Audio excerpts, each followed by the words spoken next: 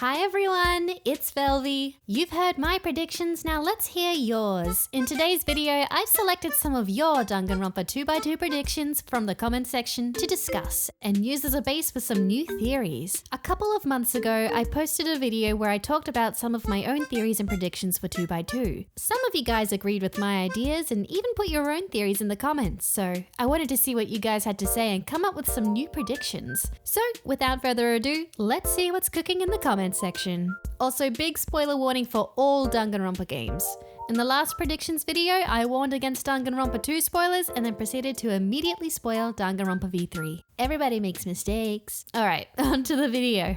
There are actually 3 things people could expect from this game, and I'm already excited to see this unfold. First, we'll actually get to see the ultimate imposter, aka Tugami, performing in class trials. We already know he's intelligent, plans ahead, and a selfless great guy really. I want to see how his intelligence skills could stand out in this game. Second and third thing we might see coming is the fact that Hajime could end up becoming the villain, and Nagito could end up becoming the hero.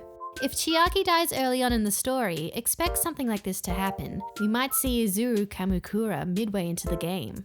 Tugami is definitely a character that I want to see more of. Like you mentioned, he's incredibly smart and caring, which will hopefully have an impact on the other characters. In Trials, we'll have Tugami, Hajime, Chiaki, and Nagito as the smarts, which makes me kinda nervous. That's a lot of smart people. Which brings me to the second half of your comment. Something is absolutely going to happen to at least one of the 3 main characters. I don't actually know too much about Izuru outside of Danganronpa 2, but if he got thrown into the mix, that would change everything. I could see that happening later on in the game as a way of bringing the remaining characters together. Maybe during Chapter 5? It would also be nice to see Nagito being a good egg. I would like to see Chiaki becoming more and more antagonistic as the game progresses. Since she's just an AI, I'd like to see her programming become corrupted by Junko. Yes, I'd love to see this too. Even though I think Chiaki more than anyone deserves a happy ending, I can totally see her becoming corrupted by Junko, almost like she catches the virus herself. As we the player already know, Chiaki is an AI made to babysit the Neo World program. Since we've already played through the original Danganronpa 2 and discovered her secret, I'm really hoping they spice things up a little with her storyline. Even if the characters don't know about her AI-ness, I think it would be really fun for her to become an antagonist, or even be completely controlled by Junko. I could see her slowly becoming more and more morally grey until she became completely corrupted. Similarly to Nagito in the original, a reveal at the end of Trial 1 would work well with the story. Maybe she could even replace Monokuma entirely, popping up out of nowhere to laugh and torment the other students. I know it's a long shot, but if her regular hoodie got replaced with a Monokuma hoodie, that would be so slay. My current working theory is that 2x2 is what happens after you choose to reset the simulation in the final trial, instead of freeing everyone. But instead of everyone living happily with their memories wiped, Monokuma takes over again, and he makes sure to change some things around so something new happens. It'd be an interesting way to turn all of the original game's themes on their head without messing up the canon storyline. I want this to be true so bad.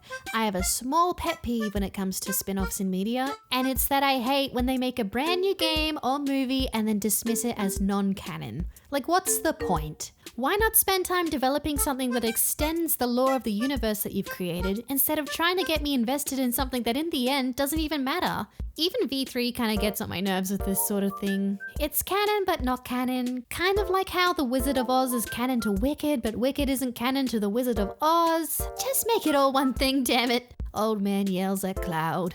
So I hope they make the story fit into the canon Danganronpa timeline, whether it occurs directly after Danganronpa 2 or, as I theorized in my previous video, after the ending of V3. My hero, Teruteru, survives. His haters seethe and mold. Now.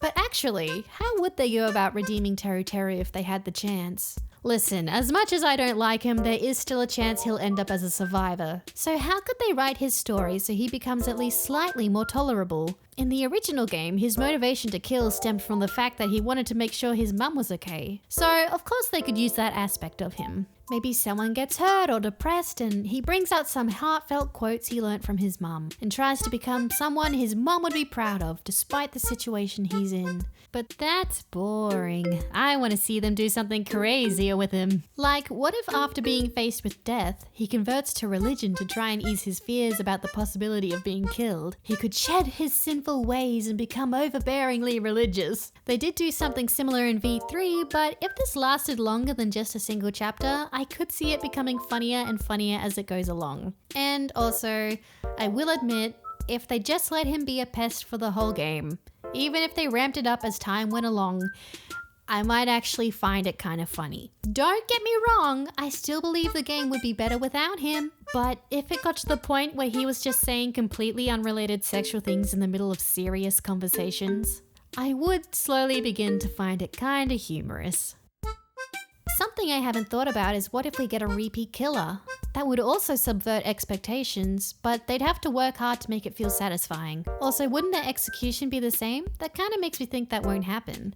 I think it could totally happen again. I don't think the execution would get in the way at all. I'm sure they'd be able to come up with something new. But out of our group of killers, who would most likely be a repeat offender? I'm gonna cross Mikan and Gundam out, as their motives relied mostly on being put in very unique situations. We know Teruteru is very willing to kill for the safety of another person, although I do feel like his motive came from dismissing the severity of the situation. The killer of the first trial usually doesn't realize the stakes of the game until it's far too late. It's a reality check for everyone, really. So I don't think he'd try again. However, Peko could definitely kill again. She wants Fuyuhiko to be safe, so of course she's going to do whatever it takes to save him. Heck, she's definitely killed people for his sake before. Just another day on the job for Peko Pekoyama.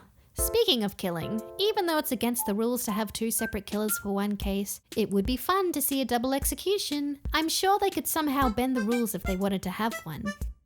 Can't wait to see Mikan still go crazy, but instead of getting infected, she finds a brick of cocaine. Hell yeah, dude. Cheers to that. And finally, I actually have one last crazy prediction of my own that I want to share with you all. I've seen a couple of people talking about this already, but what if these recently released plushies gave away who survives 2x2?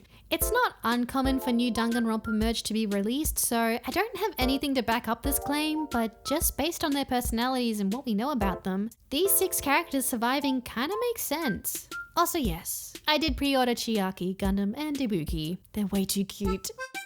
Alrighty, another predictions video done and dusted. So, what do you think? There's so many possibilities when it comes to trying to figure out how the story will go. I can't wait for the game to finally come out. Also, thank you so much for 5,000 subscribers. I'm so glad you're enjoying my silly little videos. Thank you so much for sticking around. I'll be back to my normal posting schedule soon. Just a few more deadlines to hit and we'll be running full steam ahead. With a few new upgrades too. I'll see you in the next video. Bye!